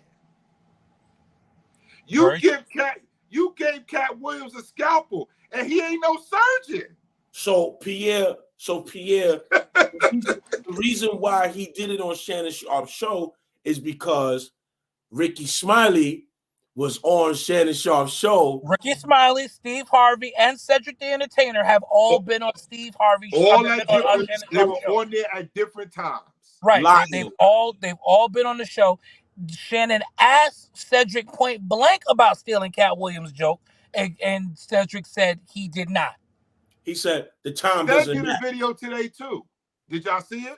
No, I didn't see Cedric's video. He did. Cedric did a video. When you get a chance, look it up. He came back again and said today, you know, I think Cedric's a great, you know, they all saying that he's a great entertainer and blah, blah, blah. But no, I didn't. That joke been out. I've been doing that joke before Cat probably was doing comedy. I've been doing this joke. So no, I've been doing the joke about the spaceship. That's what he said today. The only one that has not made a video, people. Steve Harvey. But Steve's not going to. He's Steve not going to. That's is not going to respond because he's too far out there at this point in terms of his mainstream appeal and where he is. A bunch of TV shows, all of this extra stuff he got going on, books and movies. He can't respond. His publicist probably looked at him and said, "Put your phone down." Well, he did respond. He responded when they said Marjorie was sleeping with the chef in the whatever. He responded to that. He had to respond to that because that was about his home, his wife, and different things like that. But this Cat Williams thing, I don't see him responding to that at all. Fair.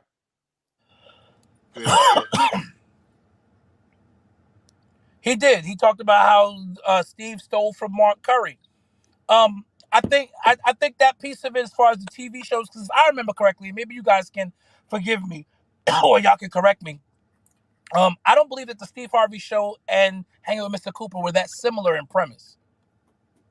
They were. No, for some reason, I just don't. I wasn't a big fan of Hanging with Mr. Cooper. Honestly, I just didn't think that the show was funny. But that was me. You're the reason it got canceled. But where did Mark Curry have a job at on that show? Where was he working? He was working in a school. Yes, that's correct. And where was Steve Harvey working? Steve was an out of work musician who brought in to be was supposed to be a substitute teacher, and he ended up staying at the school. And ended up being he ended up becoming the assistant principal at the end of the series. Yes. And Mark Curry was what? He was an ex something, and he ended up being the PE teacher. I think he was the physical ed teacher on his show. So, and he said that he stole his jokes. I saw this video a couple years ago, and then they brought it back up today. Mark Curry allegedly said that. Yeah, I did see that. I'd like to see the joke side by side, like there was a clip of Ced's joke with Cat's joke side by side. So I did watch that, and I'm like, similar but not, But but comics take each other's jokes all the time. Ain't nobody taking Eddie stuff. Nobody took Eddie stuff yet. They didn't take Richard Pryor's either. They can't touch Eddie and Pryor because Eddie and Pryor, their type of humor wouldn't fly now. Not in 2024. They get canceled. They would get canceled. They ain't touching Red Fox stuff. Lead them. Nobody's messing with Red Fox and stuff. Absolutely not. No, Red Fox. Nope. They ain't touch Big Red. Yep. Steve's show was funnier. Well, fellas, since we talk about current events, and I noticed that we just talking because the Knicks blew the team out. Yeah, we made our point about that. Yeah. I got one question, and I want y'all, and I'm about to make a real turn here. What did y'all think about New Year's Eve in Atlanta? What did y'all think about it? Are we speaking about that specific pastor that pastors a church that has to do with what happens nocturnally when you're sleeping? That's center? Okay. Yeah. Trying not to say no. I ain't trying to get canceled. Yeah. I don't really have any thoughts on it. I don't agree with it. If you ask me to a man, I don't agree with it. Then that's all you need to say. But then he made his response and made this whole big deal about 150 people getting saved, and that wasn't what I saw. Was not an altar call. What I saw was an invitation to join your church. Butler, what did I say to you? Did I say the same thing, Butler? Yes, you did. That was not an altar call. It's not an altar call if you're not offering them Jesus. And he did not offer Jesus at any point. It's not an altar call if you don't offer people repentance. There was never an opportunity for people to repent. None. Butler? Jason said he was fine until you put up the lyrics.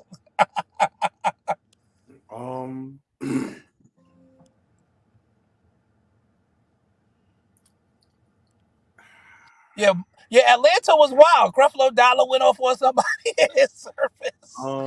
I actually thought that was very funny, but that was just me.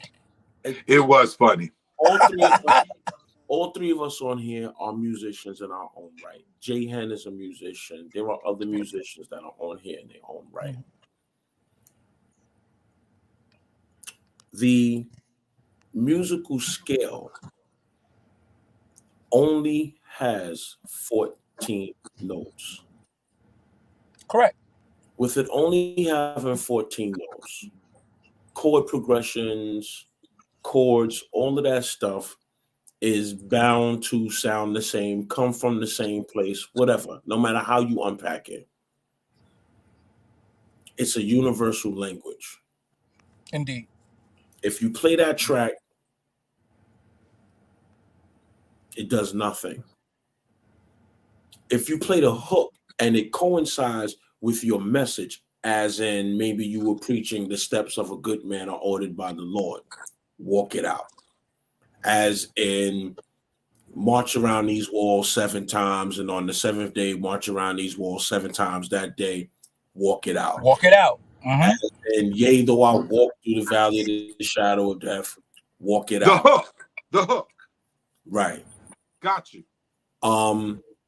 You can do it because It still ties into the message that you're it trying ties, to convey, it ties and it doesn't do anything to draw it to any place else. It doesn't confuse the message like the verse may do with its lyrical content. Now the verse, once the verse starts playing, The verse. you damage. I put up yesterday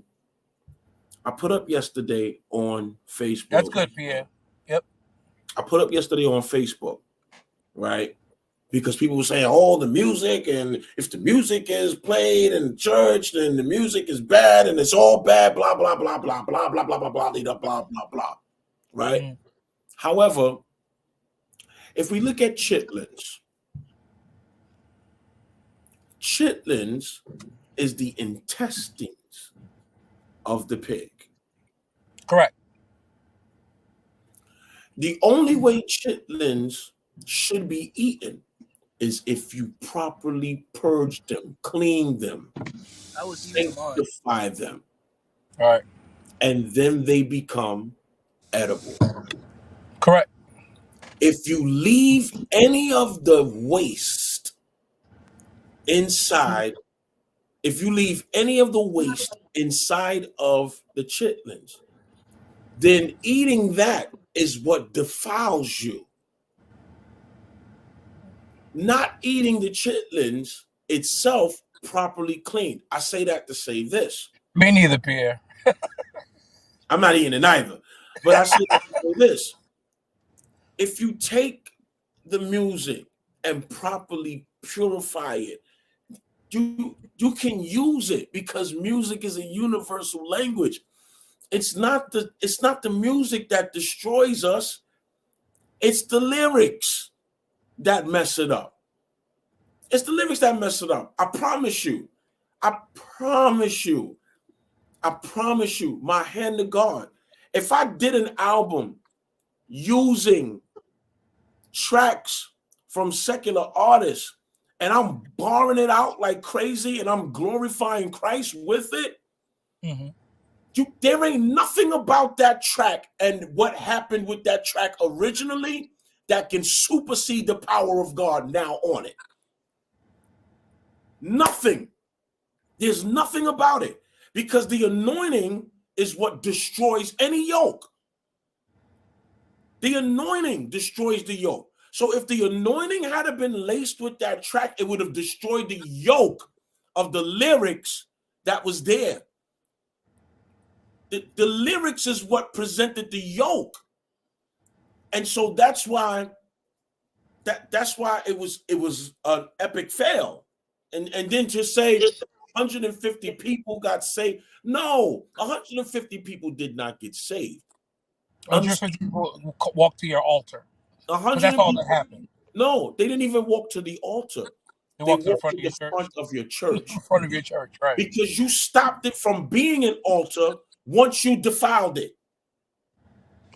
Yeah, altar is a place of sacrifice. Absolutely.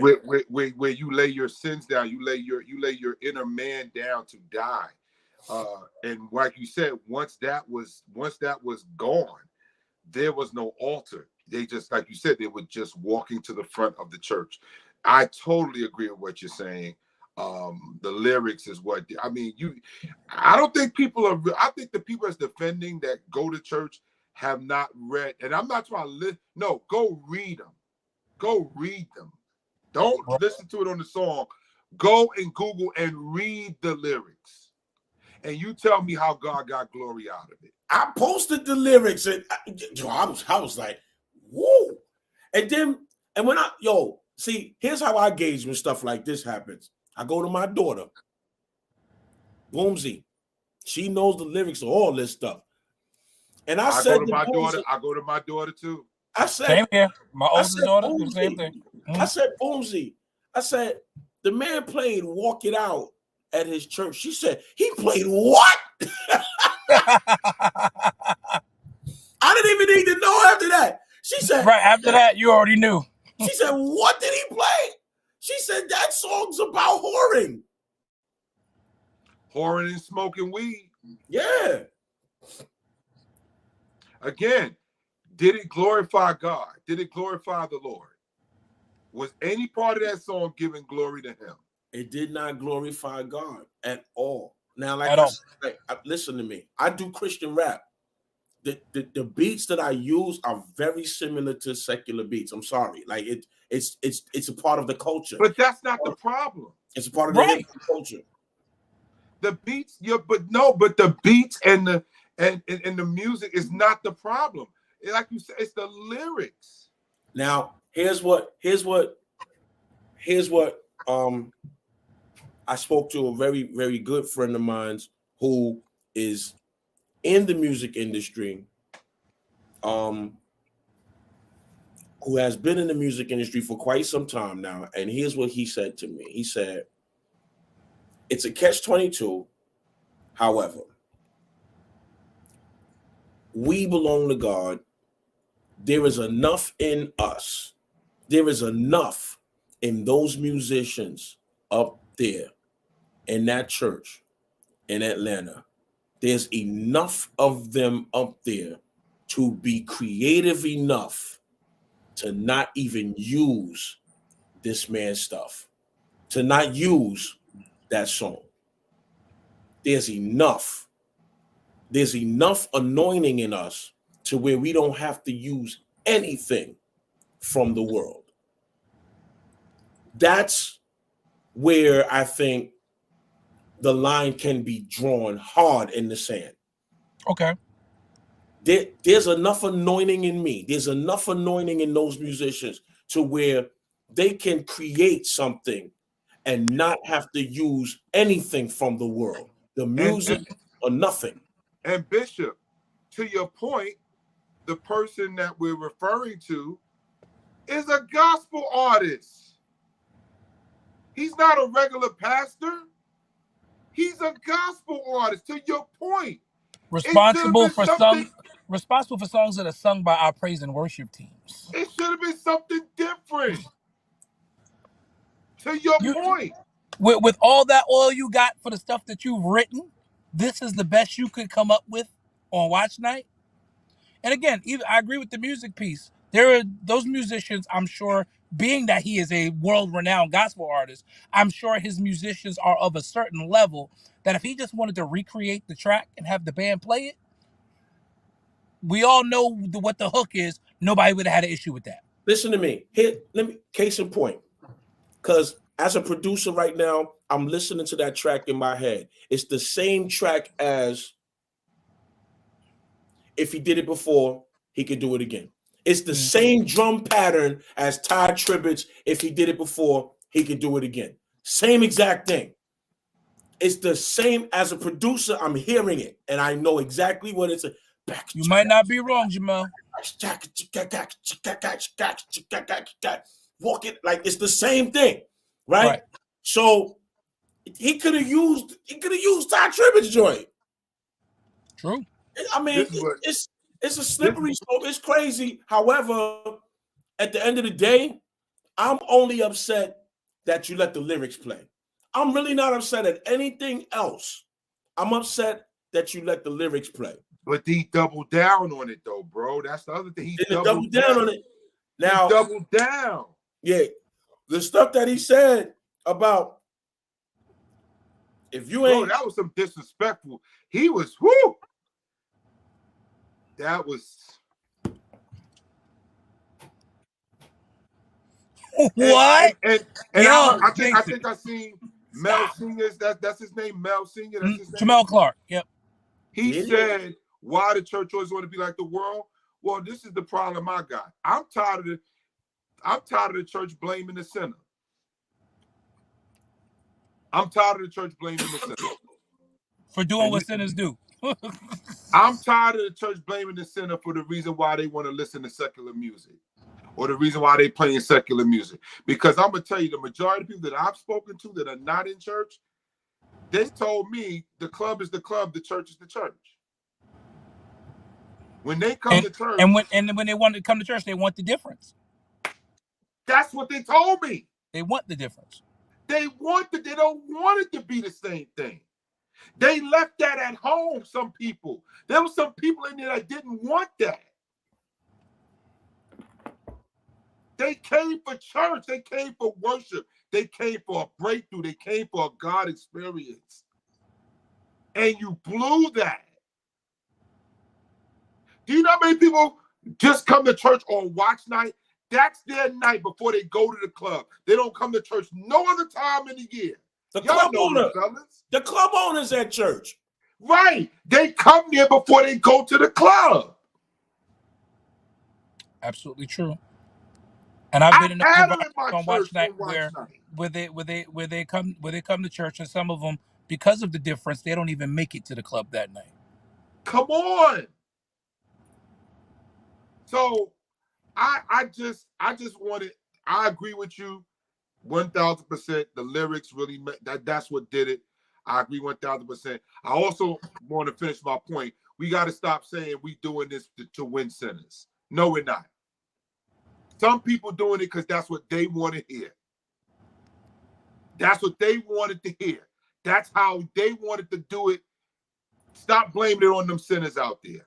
Stop blaming it on the people that don't come to church. Stop blaming it on. It's like saying the devil made me do it. Stop blaming it on. No, stop blaming it on them people. Them people like, listen, I ain't make you put on walk. I ain't make you put that track on. Right. You did that because that's what you want to do. I saw him walking up to the thing. No, that's what you wanted to hear. And that's cool, but stop blaming it. It ain't cool, but don't blame it on the sinner either. That's my point I want to add, Bishop Butler. I know you looking at me like, what is Jay saying? That's my point. Stop blaming it on them when it's something you wanted to do. Agreed. I mean, here's the blessed assurance. The blessed assurance is this. Christ said, upon this rock I will build my church, and the gates of hell will not prevail against it. I don't care what comes against us. The gates of hell will not prevail against us. We are under attack. Here's what we do need to do as believers, as the body of Christ. We need to figure out a way for us to band together. We are all division divides. I'll say that again. All division divides, and we are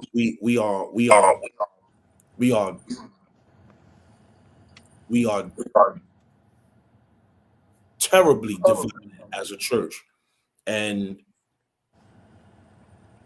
the enemy is creeping in unaware. The enemy is creeping in unaware, and I don't know. The only thing that we can do is to come together as a church. My man played the wrong thing in his church. It should have been addressed, absolutely. I think social media has given us way too much of a license to kill one another. And yes, he did it on social media, but if social media did not exist, then he would not have been able to do it on social media. You would have had to wait for the Love Express to publicize what he did. But with that being said, we have to figure out a way as the body of Christ to address one another's faults, yet cover them. Because at the end of the day, the people that are not believers are the ones that are going to be most affected, because they're going to look at how we are responding or treating one another. Love you, Pierre. Have a good night, man. I don't want to go to church because of that. I think that the way that we have responded as a church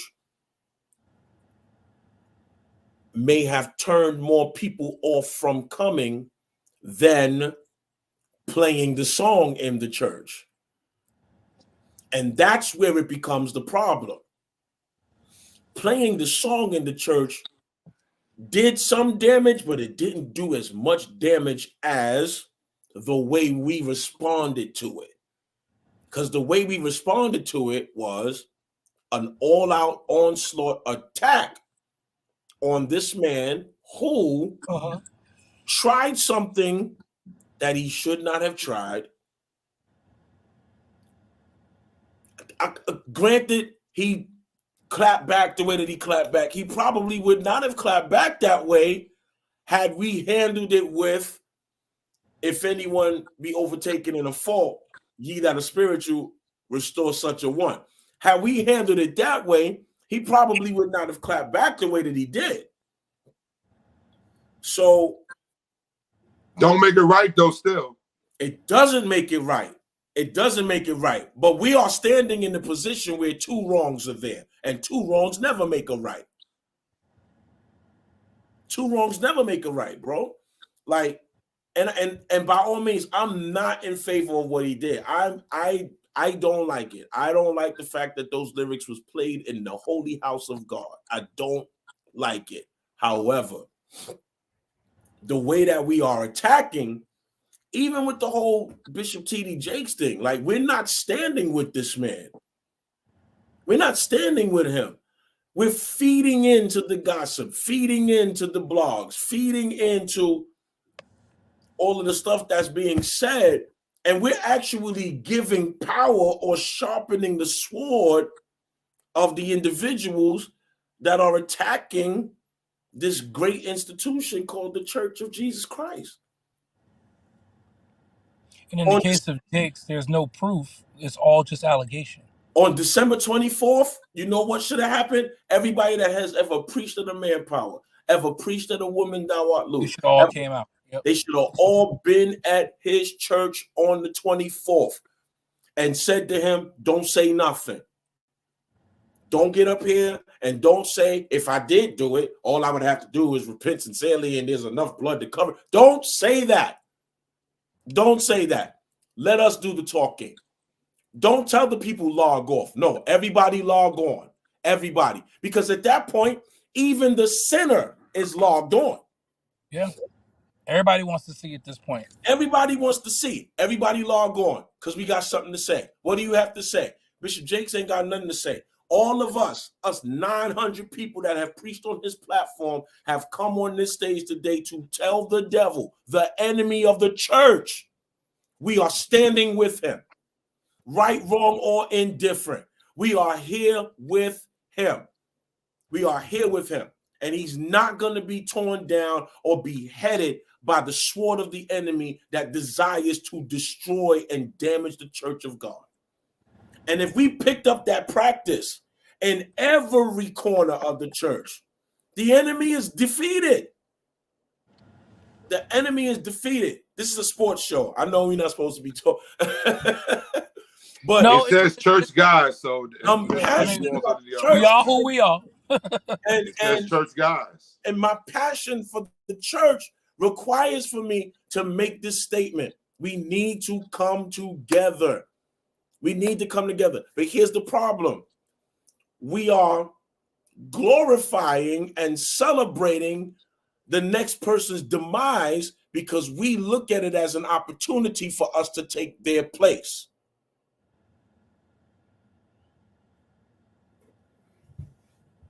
So nobody's going to stand for Bishop. Nobody's going to stand for the pastor who played Walk It Out, because now it's like, oh, this nigga messed up. Okay, here's my chance. Here's my shot. Let me say something online that will get people's attention so that I can maybe pull on a fraction of his fan base. Come on.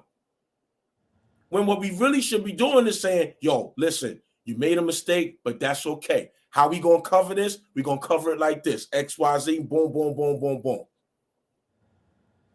Here's what happened. You played the lyrics. There was nothing wrong with the track, but you played the lyrics. And here's what the lyrics say. Because 9 times out of 10, that man probably didn't even know what those lyrics said. He probably don't even know what those lyrics are. And his team should have said, hold on, Bishop. We need to play the instrumental. Because it was cute. Or at least the clean version. It was cute.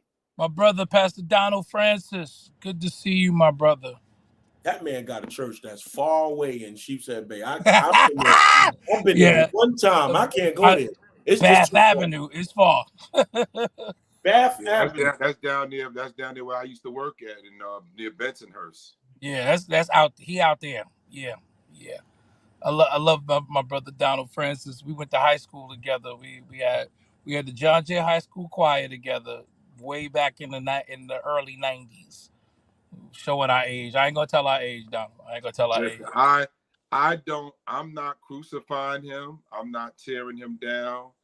I'm not doing any of that. I didn't even say anything when it first went down, because I didn't even know it happened till I started seeing everything. I'm like, well, what's going on? You start seeing rumblings. No, I want to be one, but at the same time, yeah, he's gonna have to do. Listen, but I'm gonna tell you this to you too. He also got that because there were other things that he did leading up to that too. So this wasn't the only thing that he's done. Oh yeah, he had some other statements that he made, and that stuff just it just gets out of control. And then snowballs after a while. Yeah. And then the blessing again. I don't have no problem with it. The blessing of the baby by a certain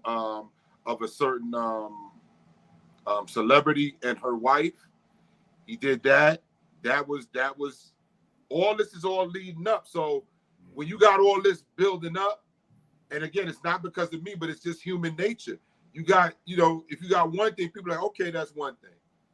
You got two, they'll be okay. But you got a couple things, and then down there, down in Atlanta, they know the history of what happened with him. Right. So right. That's what you got to understand too. It's not a one-off. So. But honestly, I have less of an issue with the blessing of the baby than I do with this watch. Me too. But again, I'm saying, because I say do it. Yeah, the baby dedication. Yeah, absolutely. I would have done it. But same here. But the court of public opinion, you know how that is. Yep, absolutely. And then you compound it with this New Year's Eve nonsense. And then you compound it with, as Butler said, the other thing. Right. You compound all that together and you get this. That's why proper covering is important. So very important. Somebody there to say, hey, listen, you need to just stay off social media for a couple of weeks. You need to shut down your live and go on BCAT. Yes. Yes. That way you can edit your stuff. Right. Before it airs. Yeah. You're only getting a 30-minute slot. So all we got time for is your sermon. We ain't got time for nothing else. That's it. So that's why I think that happened, Butler. I think it was a compound of everything just building, and you know, it's hard. It's hard. It's hard to put the toothpaste back in the tube once it's out. So much going on in the sports world, in the real world. Just so much happening. Once again, you're watching the Church Guys Sports Show. Bishop L, Bishop J Mac, and of course myself, Bishop D'Lo. We are grateful for those of you who have joined us tonight. We have hit the 2 hour mark, and since this is not Club Shay Shay, we're gonna bring it in. Yes. But again, thanks to all of you who were a part tonight. Thanks to Jesse Moore, to Pastor David, as always, one of our regulars. Those of you in the comments, Jamel Clark, Pierre Malin, Overseer Jason Hendrickson, Pastor Donald Francis. Who else was in the comments tonight? Ted Teddy, Sam, all of you, and if Mike McFadden, all of you. I don't want to leave nobody out, but we appreciate all of you. Again, don't forget to like, share, comment, tag somebody as we're on tomorrow night. Knicks take on the Washington Wizards.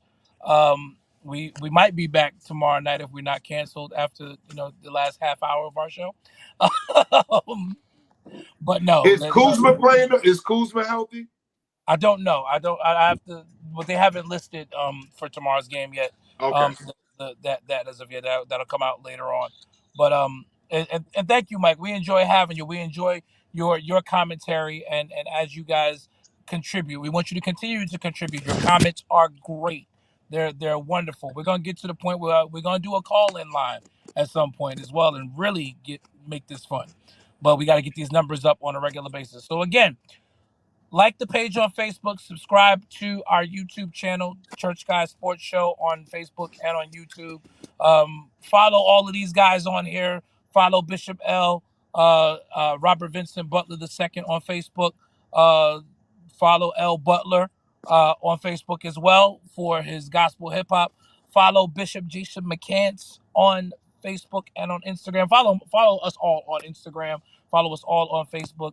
Bishop J Max got some great stuff coming up for the beginning of the year within his ministry. If you want to get some good word and a great worship experience, go there on Sunday. If you like a little bit of afternoon church in Brooklyn, 1:30 p.m., 474 Ralph Avenue. Head on over to the Glory Tabernacle. I'm sorry, the Glory Church, and continue to support ministry. We're grateful for each and every one of you that is here. As always, orange and blue skies all over New York. Knicks win big tonight, 136-92 over the Philadelphia 76ers. Tomorrow night, the Washington Wizards get a taste of OG Anunoby. And if they don't have Kyle Kuzma tomorrow night, they're in trouble. So we'll be back tomorrow night. You guys have a great, well, now morning because it's already after midnight. Have a great morning. We'll see you tomorrow night after. Don't sing those lyrics in the church now. We'll see y'all tomorrow. Have a great night, everyone. Everybody, February 14th. I'm not saying this date no more until it's time for me to release this date, but the album drops February 14th, y'all. Woo-hoo. Are you sure this time? Are you sure? Positive. Valentine's Day. I'm only saying this because I've been waiting for this album to drop since I heard the first track at the beginning of last year. And so I'm a fan of his as well. So, not just my brother, I'm also a fan. And I've been waiting to hear the Family Dynamic album. So February 14th, Family Dynamics is dropping. Everybody go get it, stream it. Let's blow it up real good. Thank you, Donald. Yep, Donald Francis popped in there. Yo, I gotta get with you. We definitely want to get you on here as well with us. You have some great perspectives as well. Yo, check out Donald Francis's podcast as well. Go to his page and follow him. That's my brother. That's my brother. We went to high school together. We've been friends for well over 30 years. That's my brother, and he's an amazing musician as well as songwriter as well as a pastor. So please follow all of these great people that are on here. Us, of course, Pastor Donald, Overseer Jason. Just follow everybody. Love is what love does, as our bishop says. So please follow. Until tomorrow night, No problem, bro. Until tomorrow night, Church Guy Sports Show, Orange and Blue Skies. Knicks win tonight. Got Washington tomorrow. We'll see you then. Have a great night, everyone.